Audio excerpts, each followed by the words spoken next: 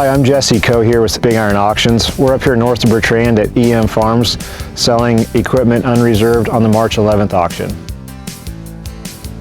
One of the featured items we have up here is a John Deere S670. It's a 2013 and has approximately 1,278 separator hours. Also on this sale, two more items to feature is these 2012 8335R tractors. They do have ILS and IVT, approximately 4,300 to 4,500 hours on each of these units.